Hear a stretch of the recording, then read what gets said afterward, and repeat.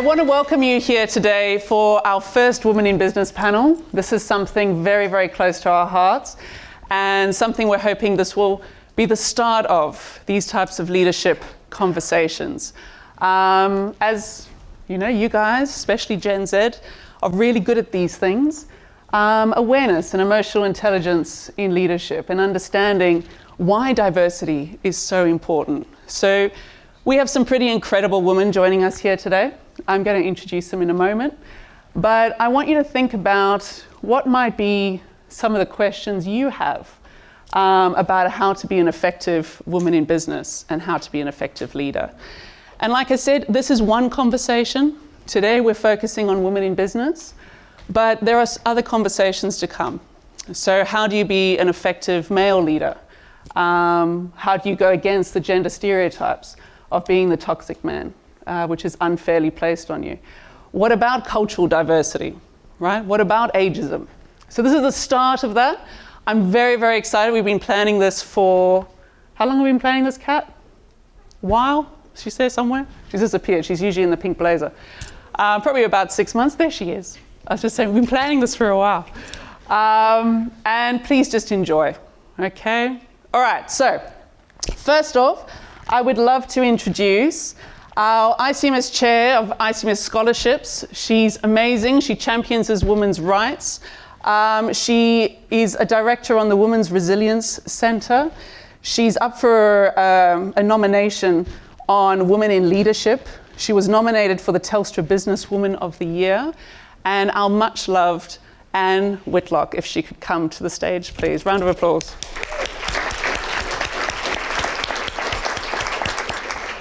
I would also like to welcome. I'd also like to welcome Sonia Sadiq Gandhi. Talk about inspirational. She's run about 550 of these styles events. She champions diversity. She's all about sustainable leadership. She's been an Australian Day ambassador for 5 years running. And when I was asking for who should be on this panel, the very, very first name that came up was Sonia has to be on this. This is what she drives in our marketplace. So another round of applause. Thank you.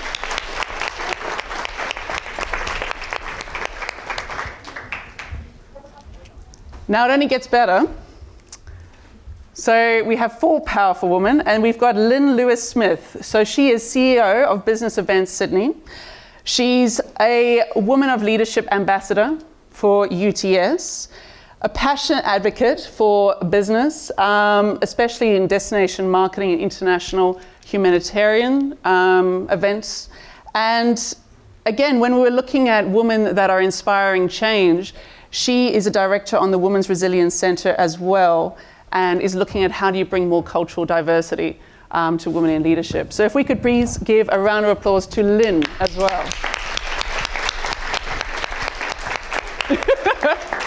It is a little bit of a TED Talk moment, but welcome. And lastly, but definitely not least, my friend Ramak Salamat. We studied our master's degree together at Macquarie Uni. We worked it out about 15 years ago. She is one of those inspirational women that you see on LinkedIn and you just go, I don't know how she's managed to achieve so much.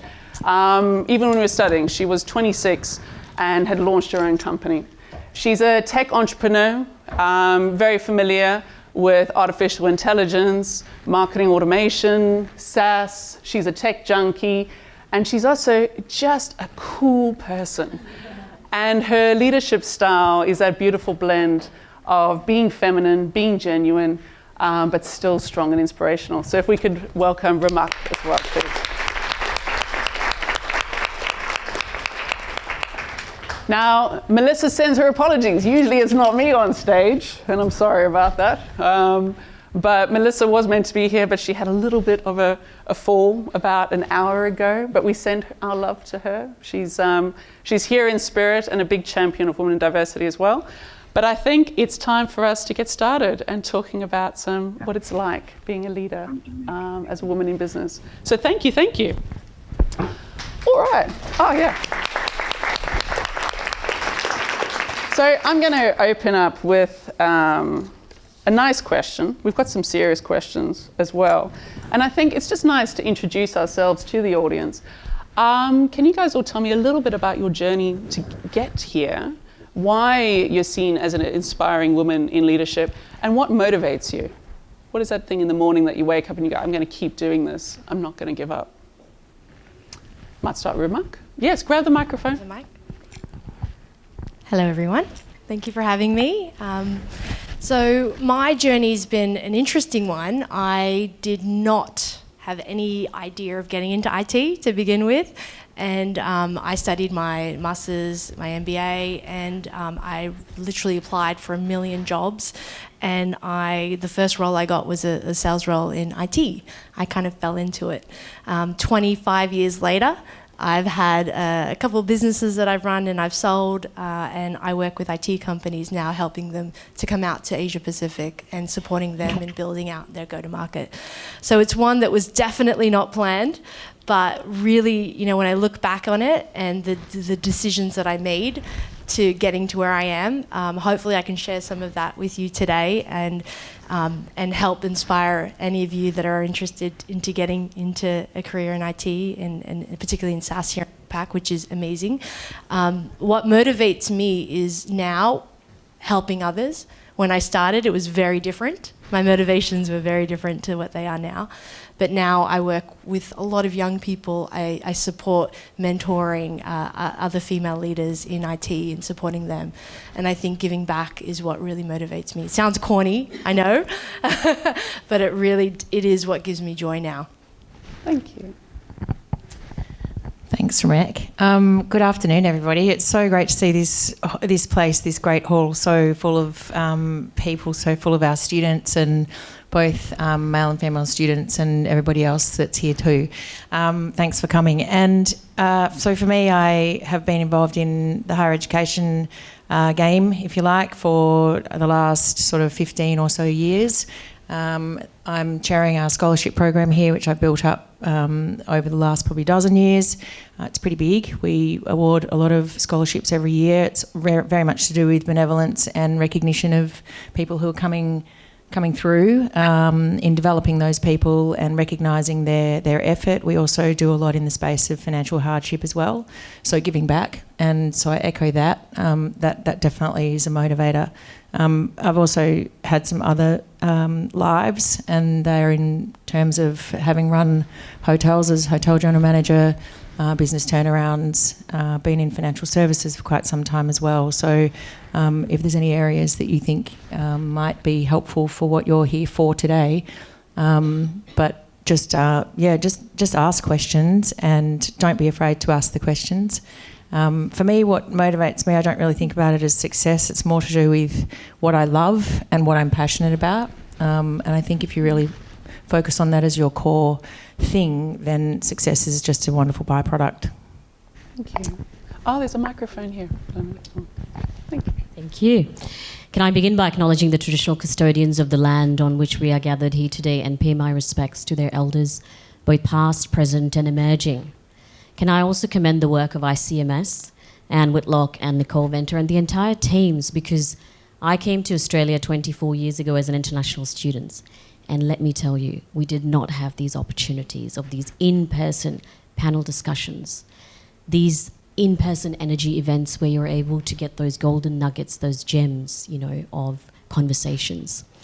I have spent my past decade or over a decade in creating sustainable platforms for a lot of economic and social and cultural needs of our communities. I run a few businesses and create platforms and work very closely with CALD communities, which is culturally and linguistically diverse communities, First Nations and refugees, through creative and economic platforms. What gets me out of bed every morning at 4:45 a.m. is yoga. I do a lot of yoga that keeps mind, body, focus energized, but also very grounded to how you give back to your communities. What drives me is sustainable creation, sustainable vision, because you're not here forever. So it's really important to make a difference for the little short while that you're here. So thank you for sharing your mind, body, spirit and being here, because I'm really looking forward to sharing your positive energy even after this event. Thank you. Thank you. Wonderful. That's beautiful. How coordinated are we on this couch? I know. I will make note of a beautiful woman, Carla Zampatti. She's got a couple of blue, as you can see, and she always says, I want to, dress women so they feel confident and competent, and she definitely has done that today. So we thank her. My journey's been very long. When I reflected, I've worked in many countries. I've worked in a few cities in Australia. I've worked in many industries, many functional roles, and many businesses. But where I landed was in tourism and hospitality about 25 years ago. And that came out of a role with TNT, which is freight and logistics. So I've worked in retail finance and oil and gas, and then freight and logistics into hotels, and then Kosciuszko Threadbow. So I've had quite a few roles. I suppose what is most gratifying is my role as a CEO, because as a leader you can really lead change and you can develop people, and that is very gratifying to see other people go on to do great things and be leaders as well. I think the motivation part for me, and we've touched on it, it's purpose. I wake up every morning knowing that what we're doing in the world in securing global meetings for Sydney is bringing people here to discuss and debate the big issues, and then we measure that. So having social impact from the work that we're doing. And I'm also really motivated by extraordinary people doing extraordinary things in this world, and to your point, just really making a change for good. And I think it's more important than ever that we all focus on that. And that's what gets me out of bed every morning. That's beautiful. I was just saying, we were having a chat earlier, women, we're nurturers by nature, right? And often that's a bias, and we'll get into that in a moment. But I love the fact that just listening to all of you today on the panel, it's nurturing, it's leadership, it's caring, and that's the thing that motivates us, which is great. And yes, we are ridiculously well coordinated on this. No, but we've got the white, we've got the black. It's incredible. Just thinking, if we deep dive into it, what are some of the challenges that you've faced? So maybe, Sonia, you talked about coming here as an international student. What was a major challenge you faced as an international female in business? I think for me, it was a large part of it was societal and cultural. Mm-hmm. So on the lighter side, when I came here, I remember growing up, there's this, because it's very common to have arranged marriages back home. I'm from an Indian background. And I remember my mum saying, you can't go out in the sun because you'll get too dark and no one's going to marry you. So that was stuck in my head. And then there was a cream called Fair and Lovely that we had to put on to get white, right? The biggest culture shock for me when I came to Australia is when I went to Manly Beach, where everyone was trying to get brown. And for me, I know it's funny when you think about it, but for me, that was like, I was like, what's going on here? Like, everybody wants to be like me, right? So getting into business very soon. So I'm actually I run an events management company and work across the board, across marketing and strategic government work in events. But the key for me was cultural and societal. A lot of the times there would be conversations around, even now, last night we had a couple over for dinner, a friend of mine and her husband very clearly suggested when me and my husband said, oh, we don't plan on having another kid because we've got one already. He said, oh, that's because you're so busy with your business. You're always traveling and you're always doing something. So that to me used to irk me a lot culturally. This I'm talking 10 years ago. But it doesn't anymore because it's very, very important. Language is so important. It's so important to remind people when you hear things like that. My husband's an entrepreneur. He travels regularly. But to hear that the decision to not have another child has to come because of my work is cultural, because that is the norm. That is the stereotype that I was put in, that I am still in his head, in my friend's husband's head. And that is what I dealt with. I remember my first day at uni, because I went to a girls' convent back in India. I was sitting with male members. So the first time one of the guys asked me to do a project together and come home, I thought it was a date. I thought he's asking me out. So it's very interesting. And I'm talking about very basic cultural differences that you are expected to completely absorb when you come new into a country. To add to it, to actually talk about being a female, I think the body image at boardroom level is quite high for me because I'm quite petite. And I use that word because a lot of people over the years have called me short and have called me tiny. Oh, you're Sonia Gandhi. I've been speaking to you for email, months, phone calls. We haven't met. Oh, but that's great. That's you. So basically they're saying you're so small. And I have heard that word many, many times. Correcting people on language is so critical. But I felt culturally and socially my biggest challenge was being a female who's not married. I married quite late, had a child nearly in my 40s. That to me was the biggest barrier that I had to deal with.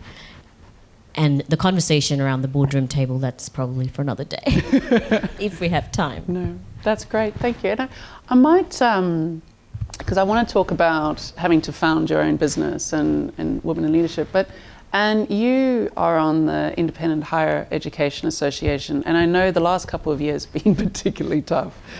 Can you just share a few of the challenges you've had as being a strong woman and dealing with that, and also just over the years, what are some of the challenges you've dealt with as being a woman? Oh, I don't know. How long has everybody got? You got some time on your hands. There's been challenges, but then I think challenges are good. So I always think that it's about attitude, and we talk about barriers, and I was thinking about barriers and how, for me, they're an opportunity to rise up and work out how to navigate.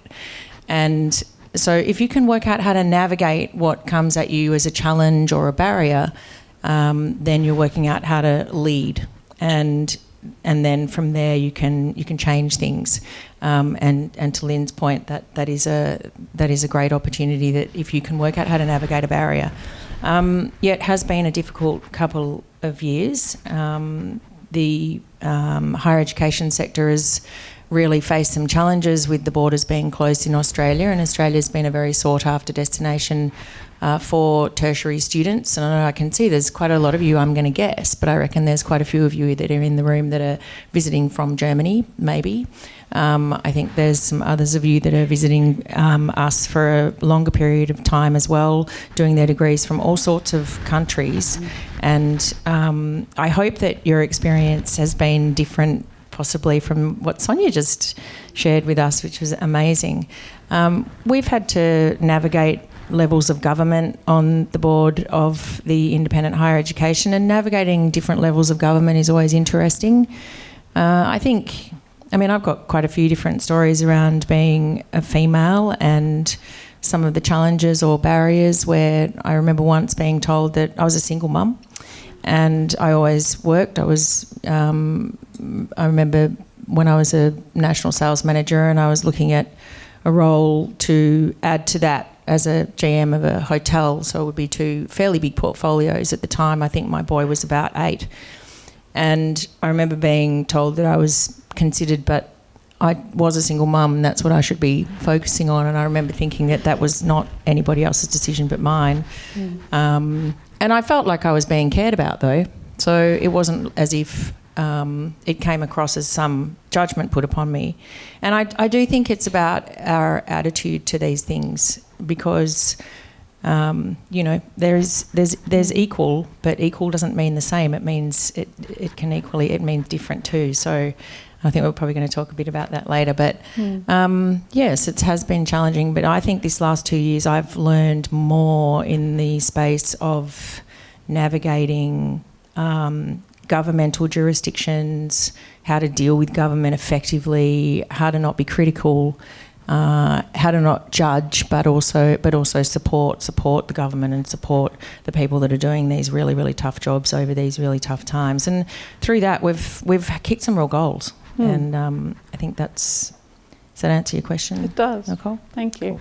And you've hit on a nerve as well. We're going to talk about gender bias. So most of you, I think, sort of know, you're learning. I'm a single mother as well, and it's that constant play of our happiness is so rooted in the happiness of others, and the expectations that your role is, mother, carer first, everything else is a bonus. So I love that you touched on it. Talking a little bit about gender bias, and I would love to start with Ramaka and Lynn. Often we have to create our own companies. So we look at the Fortune 500, the top 1,000 companies recognized by the Fortune 500, so 1,000 out of 500. If you're outside of that 1,000, less than 1% of leadership is female. And if you're in the top 500 of the Fortune 500, that top quintile, that top 25%, that includes female leadership, their profits are on average 40% higher than companies that don't have equal share leadership across women. So there is a recognition that women in leadership, it drives profitability because we understand the customer base more. But you guys have had to start your own businesses to get there. Can you, maybe Ramaka and then Lynn, if you can share, what is it like starting a business? What are some of the biases that you had to deal with? Scary. Well, I started my business when I was 22, so I was pretty young. And I remember when I started it, I would go out and see clients, CEOs, large organizations, and I would actually lie about being the founder. I would say I'm a salesperson. And the reason for that was because I was afraid they would judge me. I didn't actually think they'd take me seriously. So for the first maybe 3 years, I would literally go out, win business, win clients, and they would think I'm the salesperson. Until I figured out, wait a minute, I got this, I can do this, and I can sit at that boardroom table, I can sell, I can bring together a company. I deserve that role. But it took a while for me to get around that headspace of, oh, I'm too young, or they're not going to take me seriously, or I'm a female. So, bias not being just gender, but age as well. I think that the age bias is also pretty evident in business. So having, that was definitely a learning experience for me. It doesn't matter how old you are. It doesn't matter your gender. It doesn't matter your sexual orientation. None of that matters. All that matters is your ability, your talent, your skills, and your drive, right? That's the only thing that matters. But it starts with you. When we're talking about challenges, there is definitely a lot of outside challenges. There's so many challenges that you're going to face as you go into your career. But the biggest challenge that I experienced was honestly the one in my own head. So if you can overcome those voices, then you're always going to be one step ahead. Yeah, because it's usually those voices and those constant, kind of that you're not good enough, you're too young, you don't know enough, it's not time yet. They're the things that are going to stop you.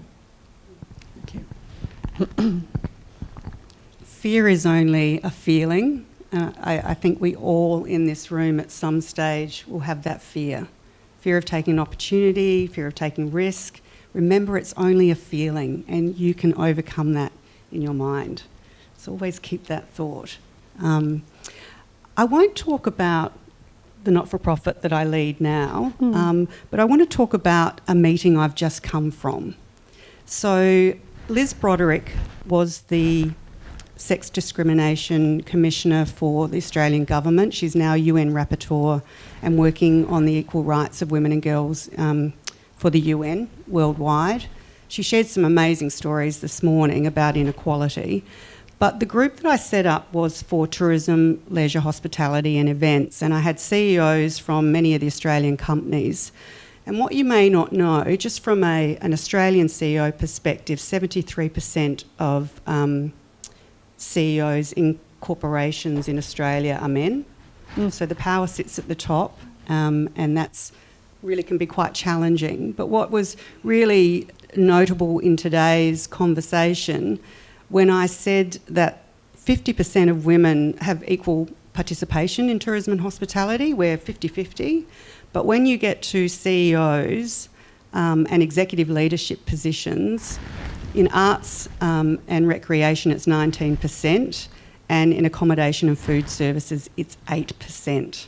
And then when you look at boards and directorships of tourism and hospitality corporations, it's around the same. So we've got a long way to go. And when you've got 73% of CEOs being male, then the whole Champions of Change coalition has been set up for women to work alongside these men to give clarity on the unconscious bias that's happening and the pathways for women to make it to CEO and senior executive levels.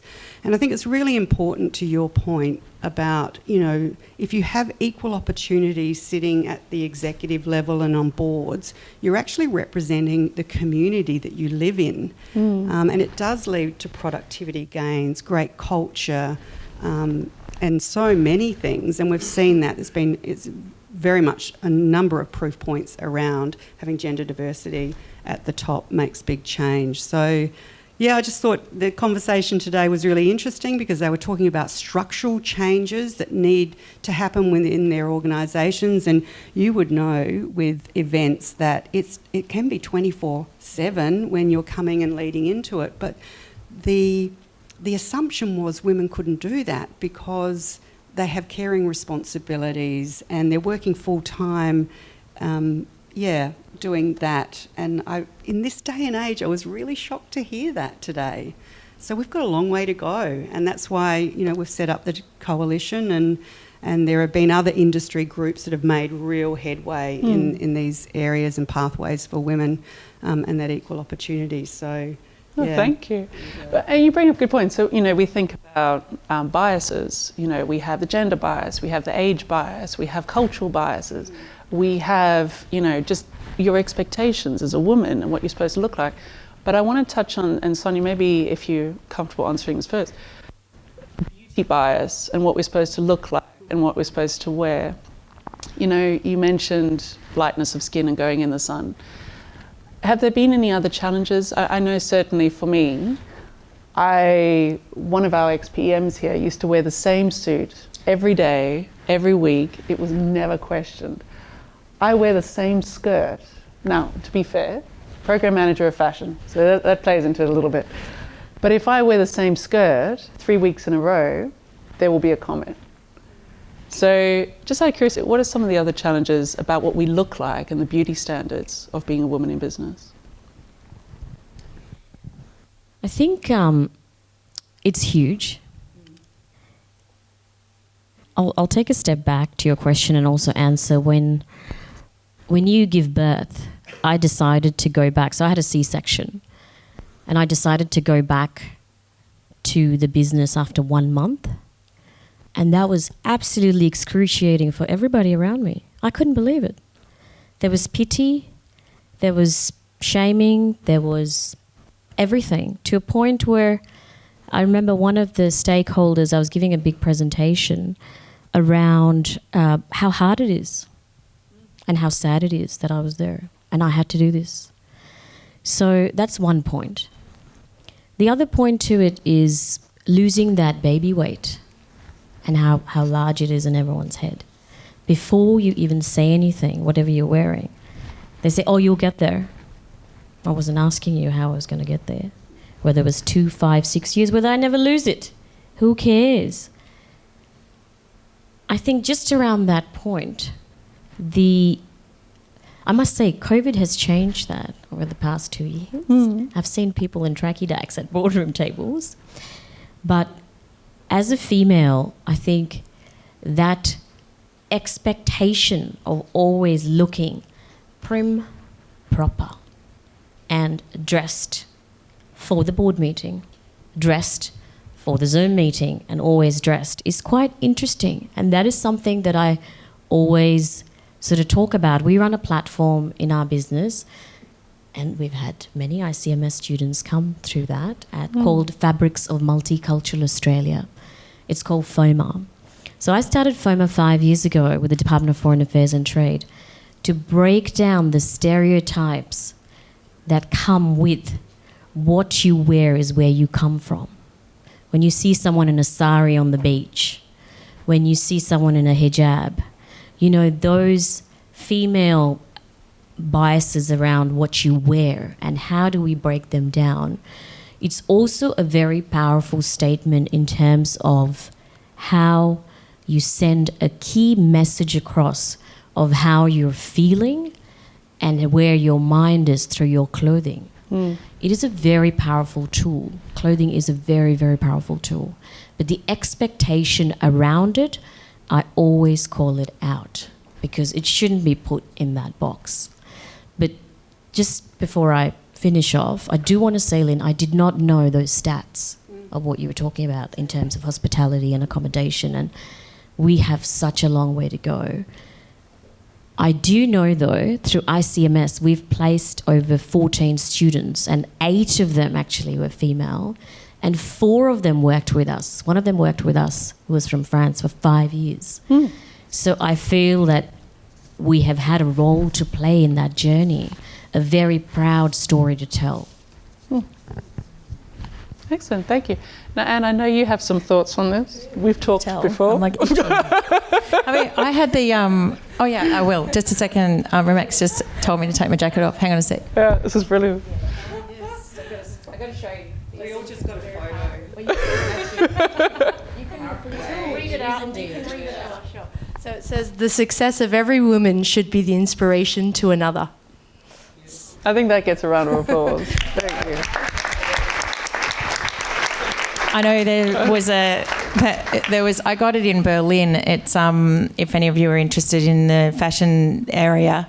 Hey Nellie, it's made by Zadig and Voltaire. I don't know. It's out of Paris. I see some nods, and they're so cool. It's got respect and other things, and some really weird looking lips with teeth. But anyway, but Baby Brain was one that I got when I had my son, and I got told there's a thing about Baby Brain and when you're doing business. And I was back in the office, and he was 2 weeks old and under the desk, and I had a fantastic PA who adored to get involved, but I was probably pretty lucky from that perspective.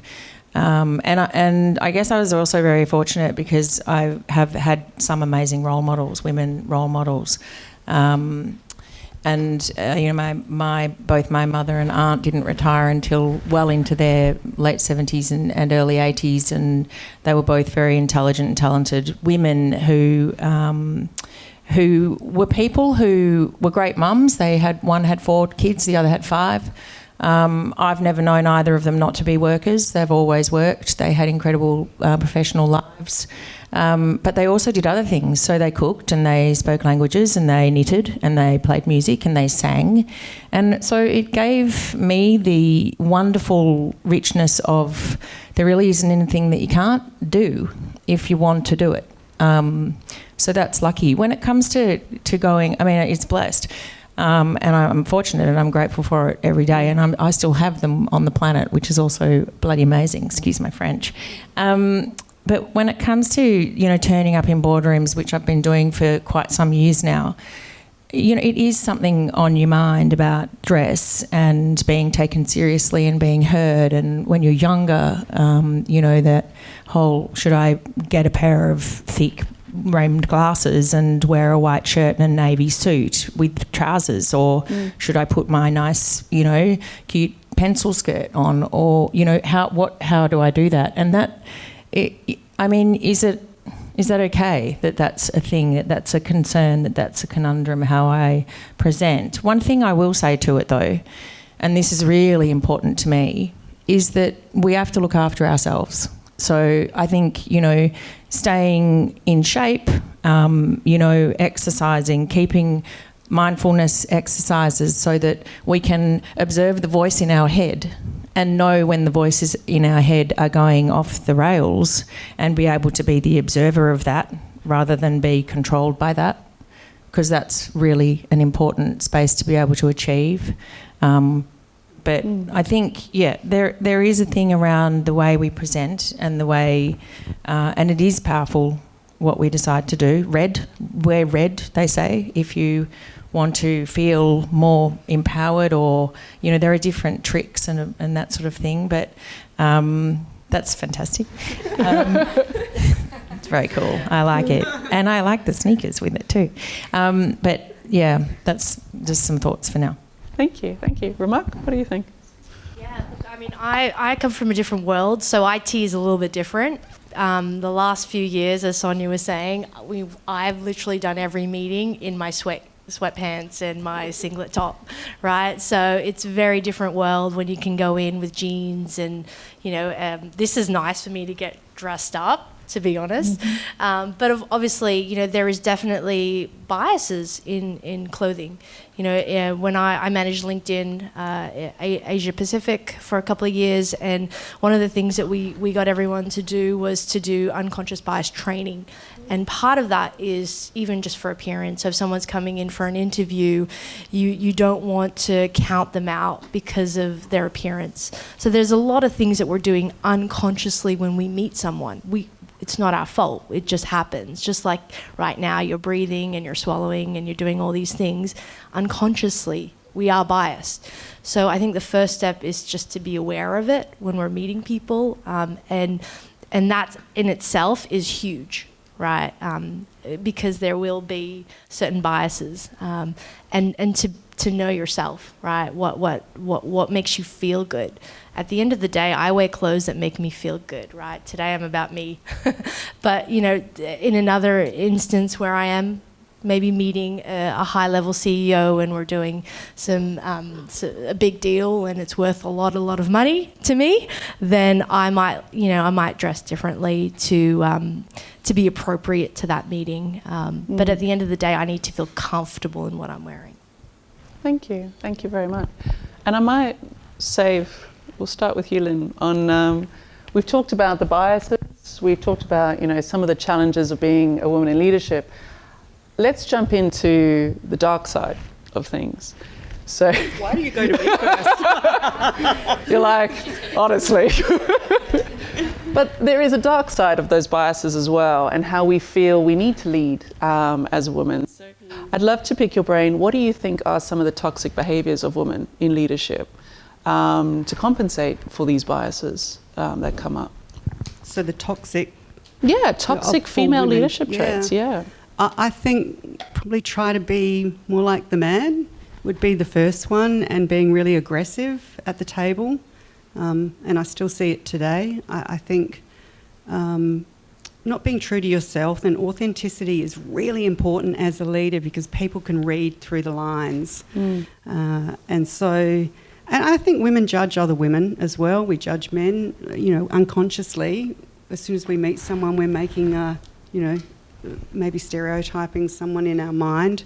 So just be conscious of that. I think it's really important. I took words from a conference I was at in Toronto a couple of months ago. Just don't judge. Just engage, lean into the person and get to know them and ask curious questions. And that sat with me quite strongly ever since.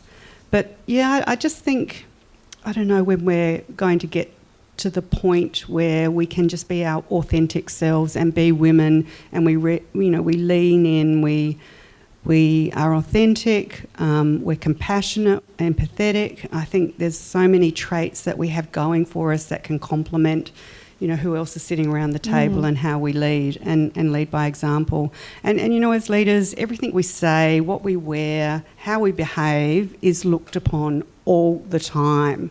So when I walk around my office, I know the team are looking at me and they're asking curious questions and they're listening to everything you say. And I think that's a really important point that you made about be conscious of your language is really important too. I'm not sure if I answered the question, but... No, you did. Yeah. Thank you very much. Any other thoughts about leadership behaviours as a woman? The dark side? The dark side. I think it's not taking others on the journey. That is the most critical part, and it goes to your point. When you're self-absorbed and you are sometimes it can also be not, necessarily deliberate. But when you don't take others on a journey, because their success is your success. When that theme is lost within the organisation, things go bad. And I think that is something time and again that I've noticed that falling through around women not taking others on a journey. The other part to it is also not embracing male champions. I think it's very important to build, enhance, embrace male champions and bring them along the journey. That's so critical as a leader to do that, because then you are creating a very inclusive workplace. Thank you. And that's a beautiful segue. Thanks. I couldn't have done that better for myself. I just planted, Talking about raising male champions, there is this thing, and we get comments all the time, and my dad says it to me as well. It is easier to get promoted as a woman these days because of quotas. It drives me mental. So I'm going to start with Remark. What I would like everyone to answer on this, because it just suddenly diminishes everything you've achieved, except for the fact that you're the woman in the room now. Yeah. So when I got my role at LinkedIn, that was the first thing that went to my head is, oh, great, I got this director role, amazing role, one of 3 directors, because I'm a female. I'm just a number for them. Because they kept flaunting their numbers, their leadership numbers. And, that's great, that there's more female leaders. But in a sense, it really did diminish that feeling until I spoke to my VP, who is a female, global VP. And, and when she sat down and explained to me why I got the role, it wasn't due to my gender, it was due to my merits. It was due to, what I bring to the table. I think it's really important to have gender diversity, to have those statistics, but at the end of the day, like I said earlier, it's all about your ability, it's about your skills, it's about what you bring, it's about your energy. So, whether you're male or female, for me, it makes no difference who I'm promoting.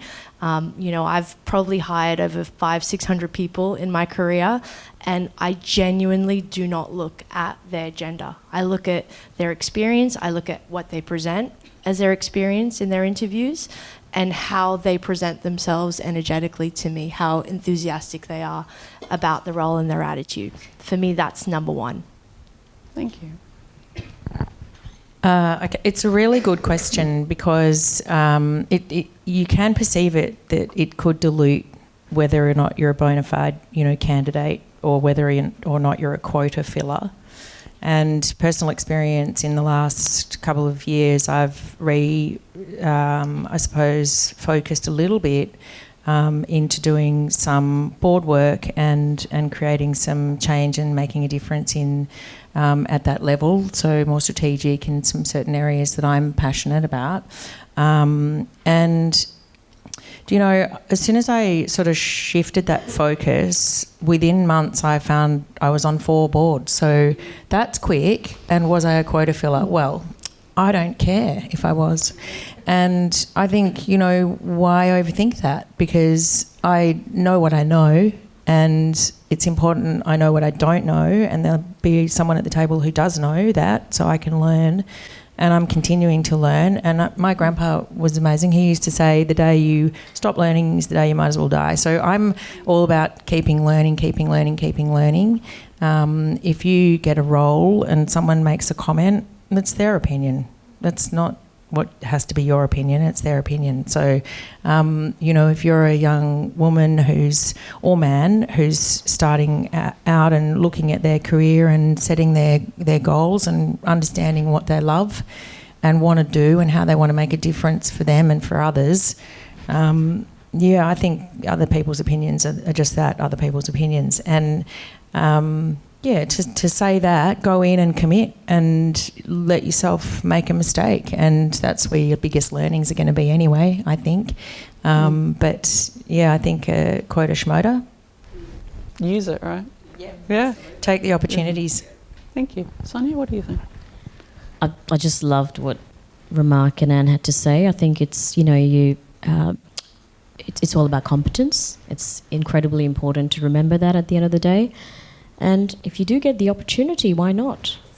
I'll give you an example. If you're competent, during the state elections, I'm not going to tell you which ones, I got asked by a friend and a former minister to step in to meet the diversity quota of the election and get something what was called a golden ticket and run.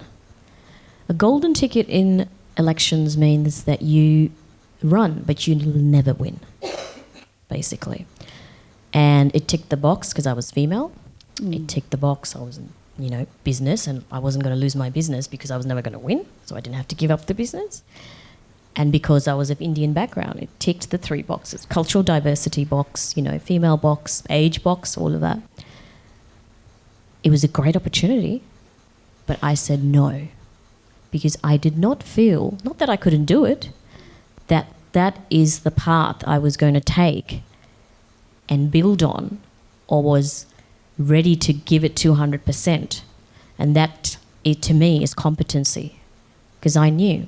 And the flip side to that, Anne, like you said, is if you're competent, if you are able to do it, why not? If people say that you're in there because of the quota, so people are going to always judge, right?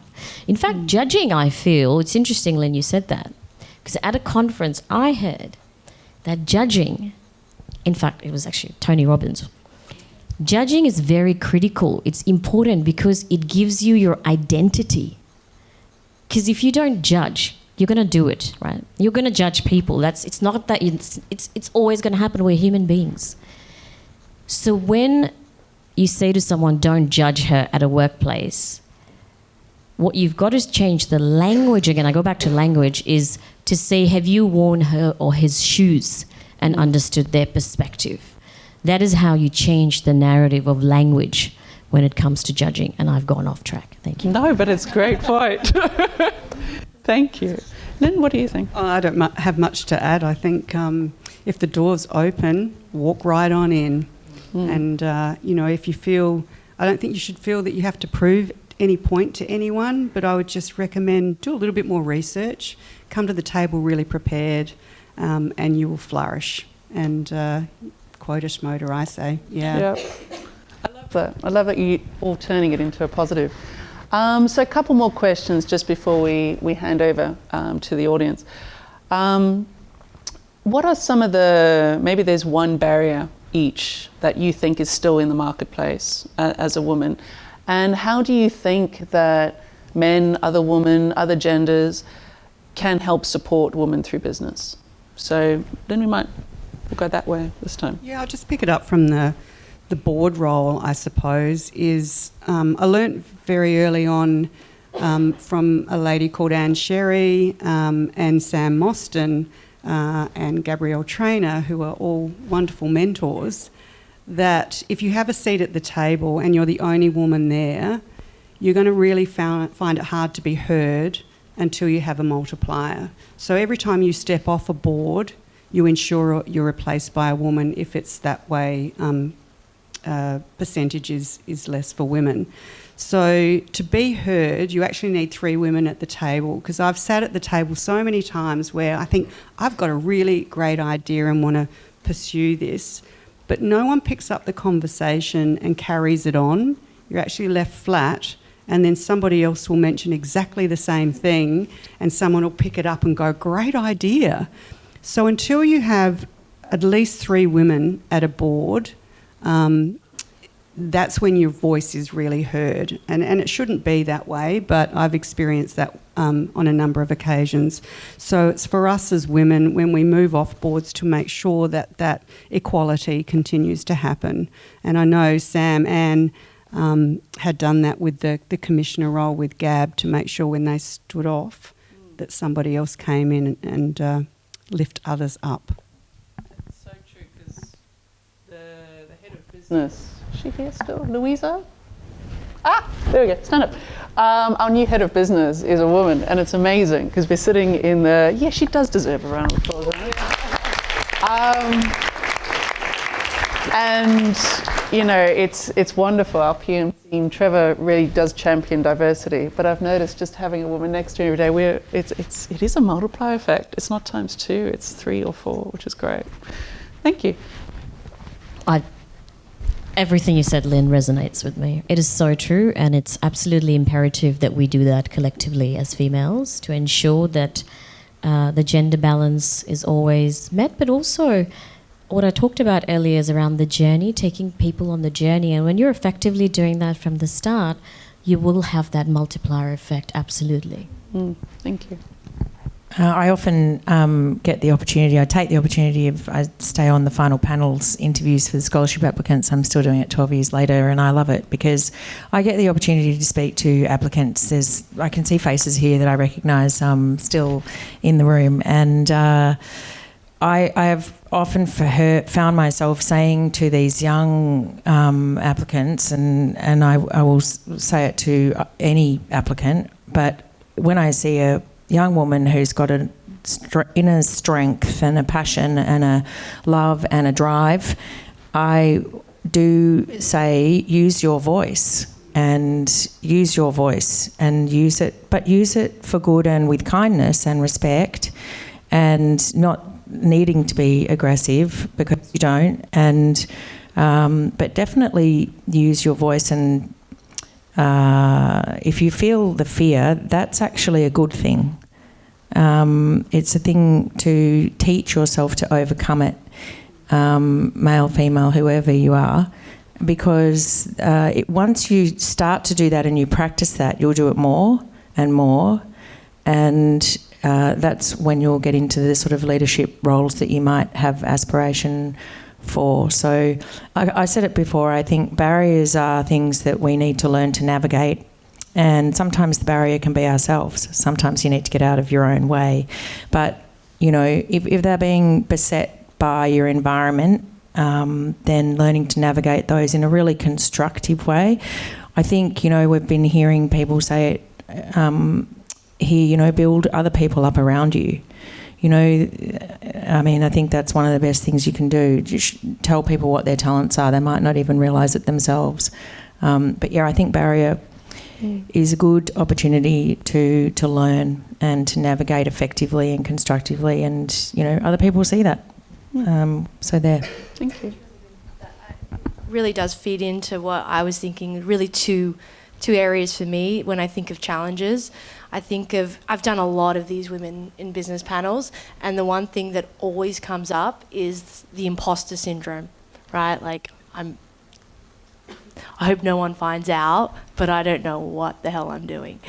And you know, I think it's a lot of the times, you know, I studied NLP, and that comes up a lot in females. And one of the things that when I've done this study and research, is that this imposter syndrome is really just you being in a challenging position. It's being in a position where you might have never have done something before. So instead of using the language of imposter syndrome, using the language of it's just a challenge. I'm just uncomfortable. It's only for a short period of time, and I'm going to get a handle of this.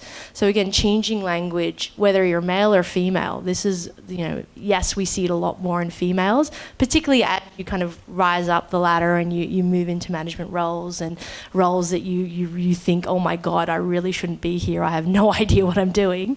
The sooner that you realize it's really you challenge for yourself, and that shift in mindset really does change your outcome and your output. The second thing is finding a mentor. I think for women, you know, growing up, like, having my business for 10 years, I struggled to find female mentors. I really did. I really struggled to find females that really had achieved what I wanted to achieve or could teach me something. And I felt like I had to do it myself. So I think that now there's so much more opportunities. There's, you know, Business Chicks. There's so many business networks. There's startup communities. There's so many women that are willing to be mentors. And I think if you are interested to learn and grow and develop, it doesn't matter. You don't need to start your own business, but just finding a mentor in the career that you want to go into, I really encourage you to take that opportunity, because it really does propel you forward. And having someone to bounce off ideas, you know, it doesn't matter how high up you are in your career, you can always use a mentor to help support you in your growth.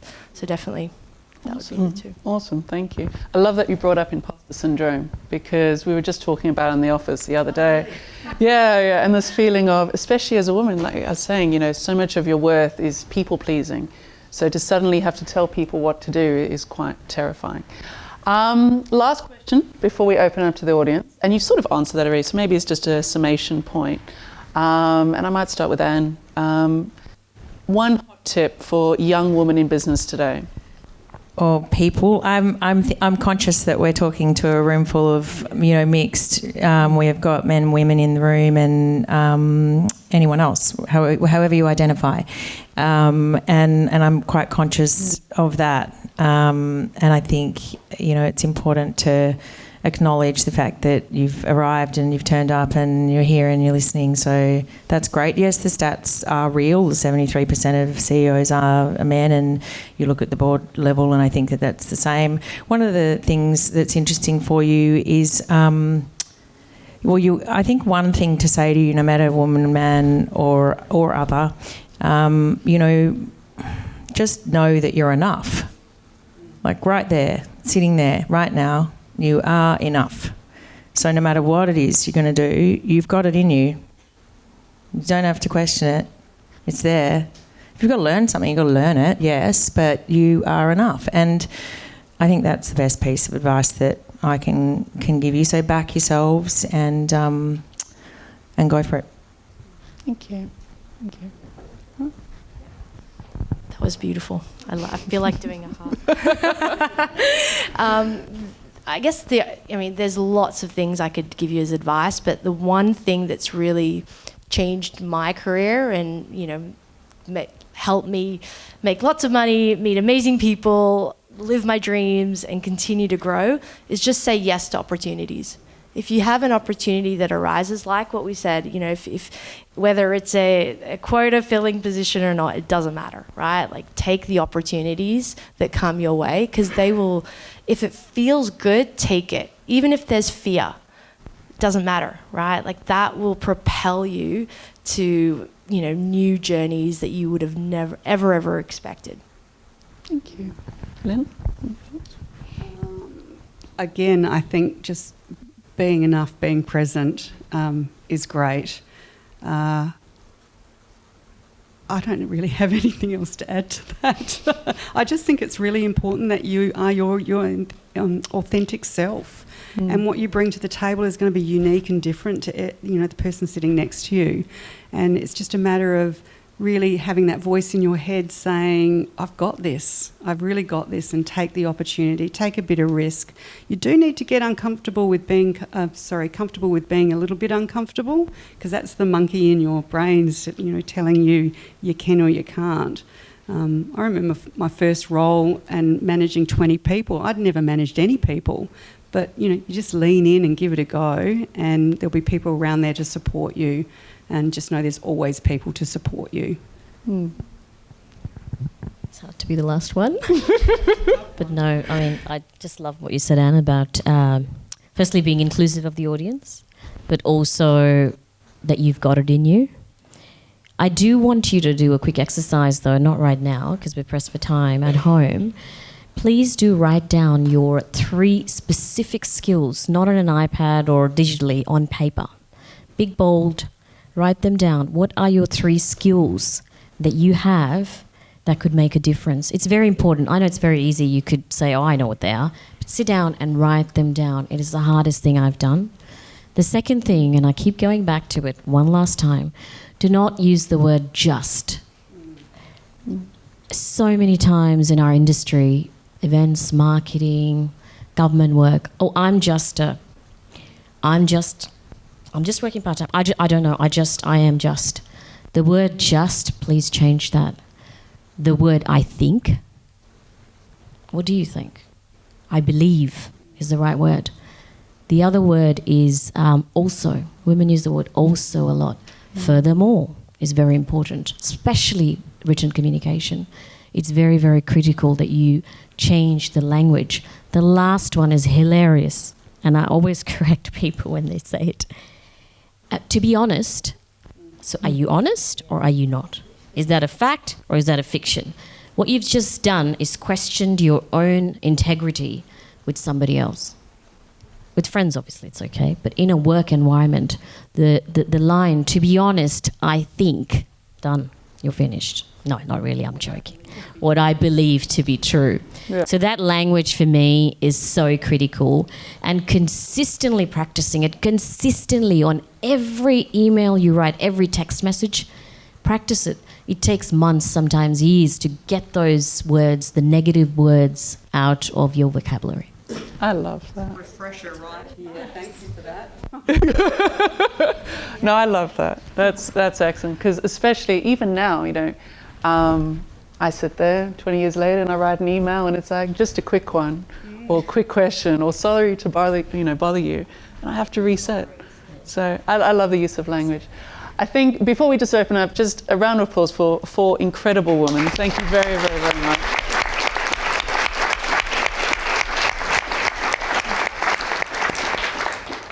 Sure. We'll just grab the microphone and then we'll pass around. And just quickly, while you're passing around microphones and people put up their hand, come on, get out of your comfort zone, ask questions. I wanted to say a cheerio because I believe we've got a big room of people, am I right, Heidi, that are sitting in the city campus. And there they are, I think they're somewhere there. Hello to the people in the city campus. Wave now. Welcome. And I think a lot of you are from overseas, international students, mostly postgrad, I believe. Thanks for making the time to be here. Hope you're enjoying it. I don't know how they can ask a question. Hope maybe they can. Anyway. Yeah, they can. They can do it after this. Okay. Do we have any questions around the room? Question? We got one question. Maybe a big round of applause for Nicole too, for doing a wonderful emceeing today. Thanks so much. I already got that one. Thank you. Yes. Pressure. Yeah.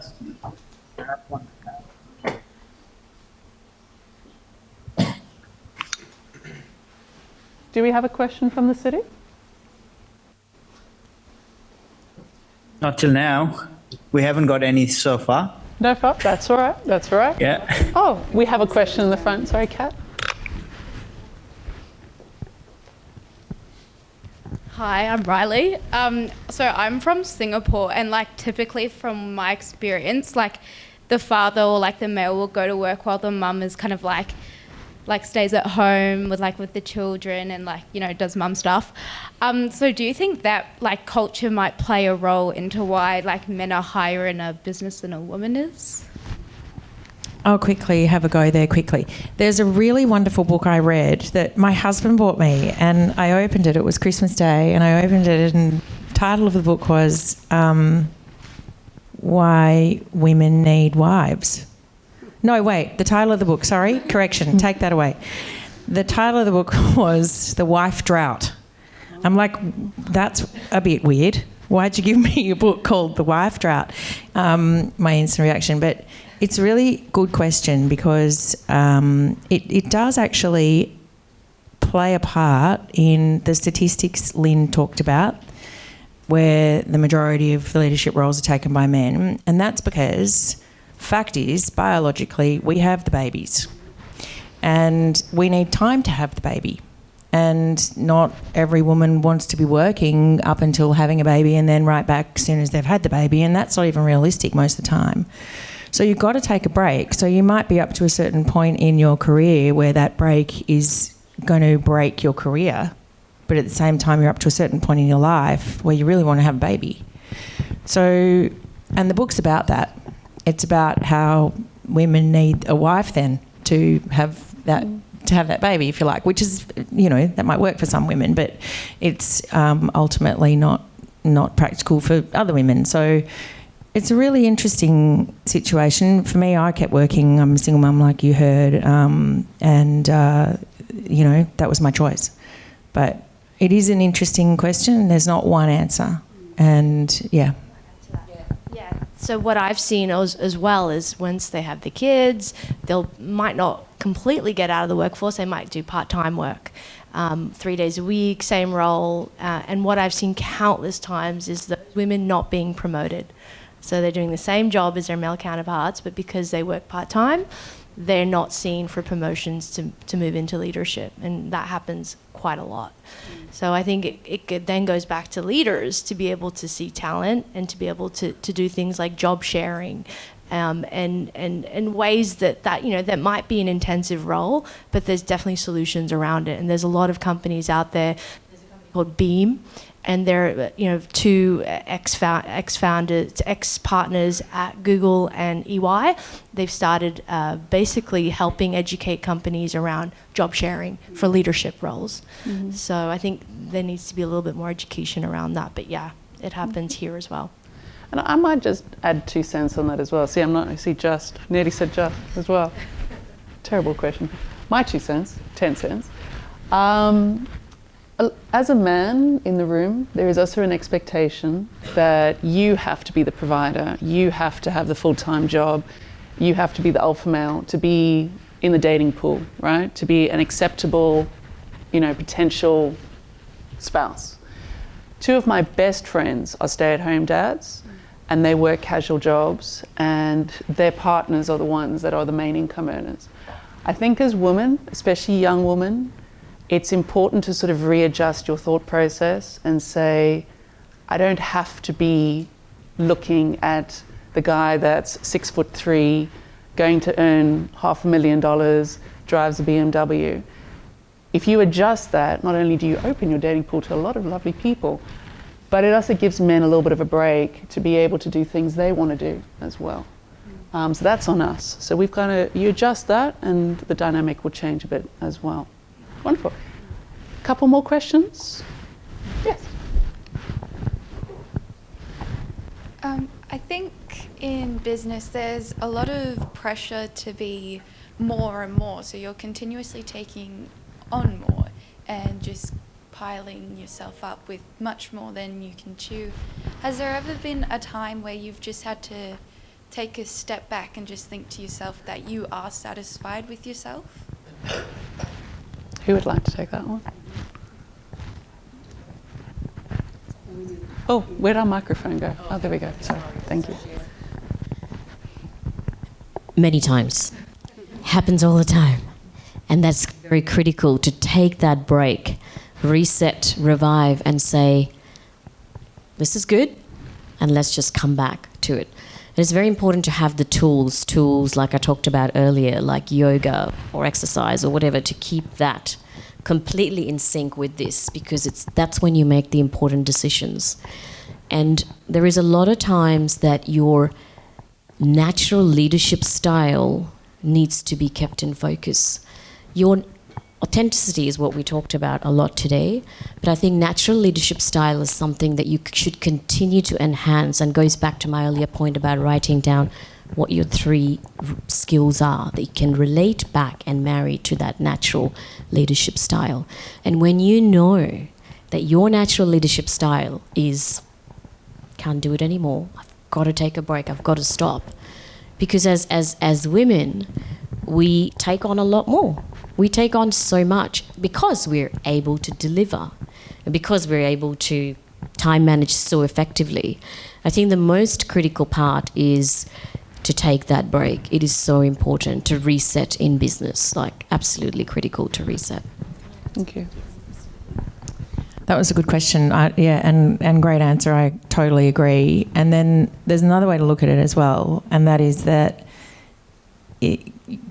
being a good leader is also about making yourself not needed.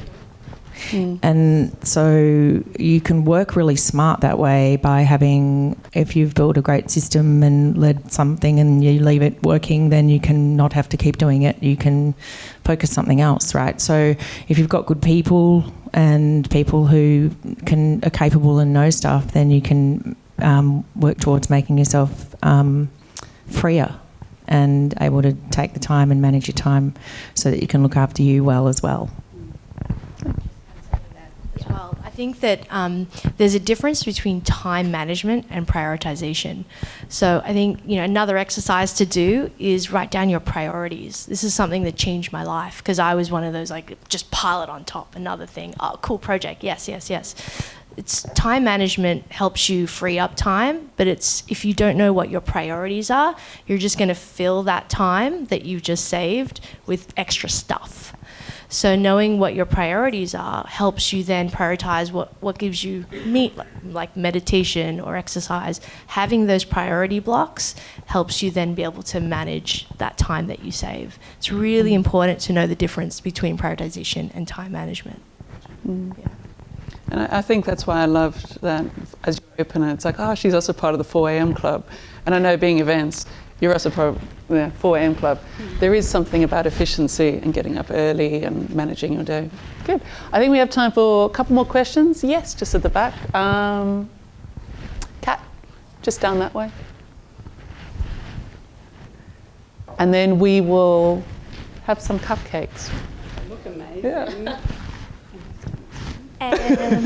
Hello, my name is Cara. I don't have a question, but while we're here celebrating education and celebrating the achievements of women and men, someone in the row, very emotional about it, just got a message saying that their PhD has been approved. And that's my father.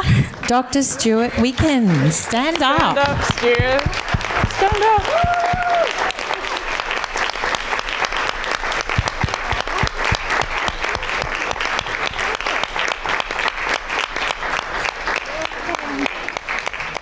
Come on, Thanks Dr. for Stewart, we can. You should stand up. You should stand up. Come on, we'd like to see you. Well done. Well done, Stuart.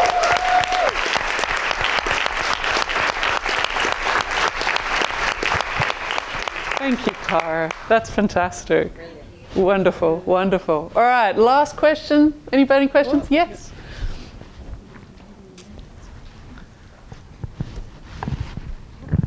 Hi, I'm Nat. I'm going to stand up because I'm petite, so people can see me. A good segue from a PhD qualification. So as someone who's young, or looks young, because you all look young, from personal experience as well, I've, been told that when a woman is in a leadership position, you appear as bossy, or you walk around with ball chains around you. And you would sometimes have, or if the question would be, have you ever had any experience or any tips on if you're managing someone who's younger or a male or someone with higher qualifications than you? I believe that men would have the same sort of issue as well. If they're young, they're not taken seriously. So what is your tip or experience on how to navigate that? How do you manage someone who appears to be better than you, or they think they're better than you? I'm going to quickly go first again. Sorry, can't help it. I'm actually not young. So I had a time when I was GM of a hotel that I'd taken over, and my job was to turn the business around from a receivership position and put it back on the map. And I was 26, and most of the people that were reporting to me were not under 26. And it was 6 months really before I didn't go home and cry. I mean, it sounds horrible, but I just knew I could see. And so because I could see where we could take it, not just me, I knew that I really wanted to keep going. I really just wanted to get that outcome. And I'd hear, it's a really good point that you raised, being young, whether female, male, and having to work in an environment where you are in the leadership role. And I don't know that it's imposter syndrome, but I think, you can second guess yourself even when you shouldn't be because of that. And I remember one particular experience, the chef, and I'd work everything. I was general manager, but I'd work everything. I'd do everything. I'd be on the floor and, it just didn't matter what, I'd be doing it. And in 6 months, I knew the team thought that it was pretty good, and we all had a pretty good team together. And I remember the chef, this guy, and I could hear him, he said something was awful. But I thought, and it was about me, I'd come out of the pass, and the chef has a pass in the food and it goes out into the restaurant. And we had a huge event and some local celebrities in that I'd got in, and I had made a decision right then and there, and I thought, that can crush me, ruin the day, the night, the next week, make me form opinions, or I can think I'm having an impact. Mm-hmm. And I decided on that I'm having an impact, which, that's important. It was a positive impact. I knew what I knew, and I knew I wasn't being bad. What we were doing was good as a team. So I think just be trusting of yourself and know that you know what you know. and to have an impact is a good thing. Anyone else want to add something? I think I've always corrected people when they've said to me, you've got balls. And I always say, no, I don't actually. But I loved what you said, Anne, because it's so important to power through. Because you've got a vision, you're leading, and you know what you're doing. And the only time the question that you asked, the only time that comes into play is when you don't take the others on the journey. When people say to you, oh, who does he or she think she is, that's not taking people on the journey. That's how that's come across, right? So it's very important to I love what you said, Anne, because it's very important to not lose that drive. Just because someone's bringing you down or someone has an opinion about you, it's very, very critical to continue to do what you have to do. Because at the end of the day, you have a job to do. Mm-hmm. Whether somebody likes you personally or not, you have a job to do. I'd just say I think culture eats strategy for lunch, dinner and breakfast, and people around that situation will see it for what it is. And often I've found that people that are a little challenging in the workplace end up being weeded out. They leave themselves. Because I think the rest of the organisation sees what plays out in the workplace. And if you've got a great culture with strong values and true purpose, then that will attract a certain person. And yeah, I just find people that don't fit within that culture, that's fine, but they will end up leaving and moving on, from my experience. Thank you. Thank you very much. One last, City, any questions? I do have one question that was asked by a student when I was... Do we have any questions, City? I don't think so. No? Don't think so. No, it's all right. Everyone's willing to. That's all right. It's particularly, it's for you, Sonia. We have quite a few students in the city that are from India or from Southeast Asia. And they've been here a few weeks. They're trying to build new lives, new careers. And the student just wanted to know, what is the thing you would do in the first few months to get your foot in the door as a woman in business, especially when culturally you're so used to taking a back seat? So just wanted your final thoughts on that before we wrap up. Oh. New South Wales is exceptionally diverse. We're so blessed to give it a bit of context, especially, having international students at ICMS. I've hosted a lot of them, placed them in our organisation. I think it's absolutely incredible. 1 in 2 people you meet speaks another language. 1 in 2 people you meet has a parent that's born overseas or they're born overseas. That's the stats. 48% of us are from a different country. We believe in 267 different religions and speak over 156 different languages. So it is intense, it's massive. And Australia as an educational destination is really talked about overseas, especially in Asia. The first barrier to come to look beyond is the cultural barrier around sharing a piece of your culture with others and embracing the Australian culture. A lot of people say to me, when I came to Australia, I said, this is where I'm from. India's got so many different, cuisines and diversity and all of this. But I think it's very important to also absorb the Australian culture. It is equally essential if you would like to integrate and understand the bigger picture to be able to absorb that. And a lot of my peers said to me, there's no Australian culture, what are you talking about? It's beaches and thongs. Actually, no. The culture of volunteering, that's Australian culture for me. When I came to Australia, that's one advice I could give to every student. And you're very blessed to be at ICMS because you're actually being placed in organisations where you are either doing paid or unpaid internship. And that's, in a way, volunteering and understanding different workplace cultures. I think giving your time up to understand the lay of the land is very important. That's what I did. When I came to Australia, I volunteered at the Students' Union, which led me to become the International Students Advisor for Australia, representing 36 universities. And that was 20 years ago. So the first thing to do is understand the culture of Australia as an international student, which I was very proud, and then share a piece of your culture with others and absorb it and volunteer.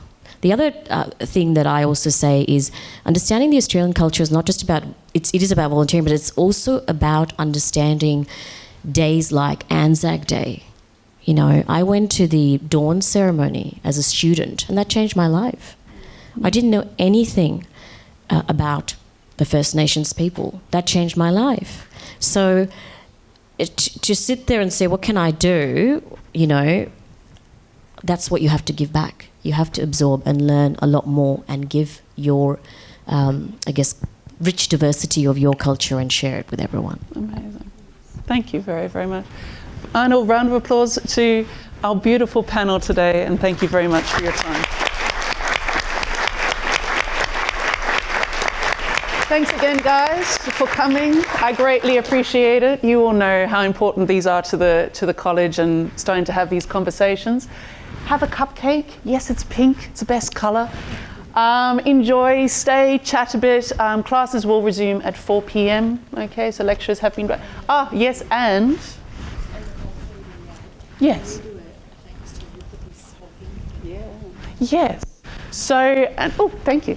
And just a huge thank you as well to our operations team. They're always hiding there. Kamini's team and Heidi and Tat. Thank you guys very, very, very, very much for just helping us this morning. We were sitting here moving couches and arranging flowers and finding lighting.